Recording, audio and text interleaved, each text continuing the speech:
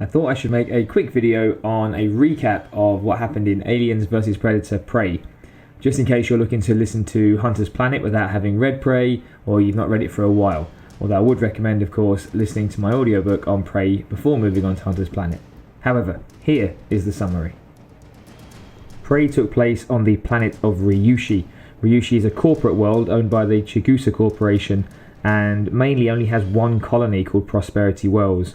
So there are lots of colonists who are farmers and these cow-like creatures called Rinth, but bigger, that roam around and are farmed by them.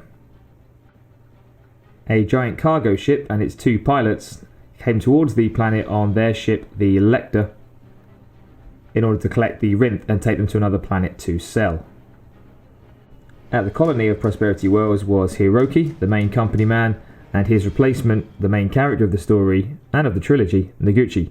Noguchi was reluctant to be there, and Hiroki, a man of honour, was trying to remind her of her duties. Also heading towards the planet was a ship full of Yautja, also known as Predators. Their leader, a wise and older hunter called Dashunde, was bringing a group of young, unblooded hunters towards the planet. The idea being that they would hunt for the first time against xenomorphs, so their ship was full of the eggs that the xenomorph comes out of. The Lecter arrived at the colony, and so all the ranchers, colonists and everybody else involved was very happy to see them. At around about the same time nearby, Dashunde and his Yautja had landed on another part of the planet and brought with them their eggs. The idea being they would leave these eggs there, and then when the eggs hatched, the facehuggers would come out, they would go on the Rinth, and there would be some xenomorphs to hunt, which is the favourite thing of the Yautja. Now they wait. After the eggs hatched, the facehuggers came out, went on the poor Rinth, and then eventually fell off, as they do, leaving the Rinth infected, but not dead yet. One of the ranchers then found one of the facehuggers and thought it was really interesting, so brought it back. However, the boss rancher, Ackland, caring only about profits, said, "You need to lie about where you found that, buddy." So, back at the colony, the rancher handed over the facehugger to a doctor.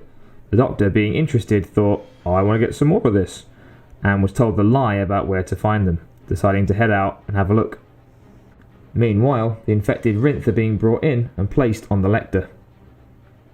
Whilst out searching to try and find some more of these facehugger creatures, the doctor comes across the predators, the Yautja, and in trying to escape from the Yautja manages to crash into them, causing Dashunde, the leader, to be badly injured. That means that the young predators are now free to do what they want, and what they want to do is hunt humans, or humans. Meanwhile, back at Prosperity Wells, on board the Lecter, both the pilots are now getting face-hugged. Hugs. And all hell is breaking loose now, as xenomorphs are starting to pop out of the inside of the Rinth. This is a ticking time bomb. However, some ranchers have also found Dashunde's body and brought it back to be looked after by a doctor. It's at this time all hell finally does break loose. You have got xenomorphs running around the colony attacking humans, and then the angry predators turn up to fight the humans, and they're also there fighting the predators, and everybody's fighting everybody. In the midst of this, the old administrator, Hiroki, is trying to fight back with his security guys, and they will get killed too. This basically means that you've now got Noguchi, someone who didn't really want to be there in the first place, in charge of everything that's going on. It's about this time when Dashunde wakes up. Long story short, he ends up teaming up with the humans once he finds out what's going on, because he's got some xenomorphs to kill, and he also has got some young unblooded warriors to put in their place.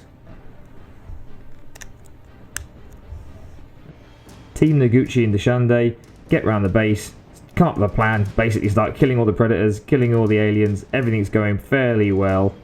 Then they decide, actually it's not, is it? Because the Lecter's literally full of xenomorphs that are going to come out and kill us. So we're going to need a bigger plan. That plan is to crash the Lecter into Prosperity Wells once all the ranchers have got away and essentially sort of nuke the site from orbit. It's the only way to be sure. They fight their way through Rinth xenomorphs, human type xenomorphs, and everything seems to be going fine. Until there's a giant queen, and she's pretty angry. Deshande fights the Queen, getting badly injured in the process, but he manages to win. And then basically fall down. Noguchi manages to program the ship so that it will crash into the colony, kill all the remaining aliens, and she can escape on the escape pod with Deshande. It's at this point that the Queen, much like normal horror villains, comes back for a final attack, diving towards the escape pod that now contains Noguchi and Deshande. Noguchi, seeing that Deshande can't fight anymore, presses the button that closes the doors and beheads the alien Queen, achieving something that very few Yautja have ever achieved in killing a Queen. Deshande dies, but not before deciding that she is worthy of being a warrior, and he marks her as a warrior. Then dies. Sad. Noguchi decides to stay on the planet even after everybody leaves, and around about a year later, predators come looking for Deshande. When they see that she's been a blooded warrior, they decide that she can go with them. And that is where Hunter's Planet begins.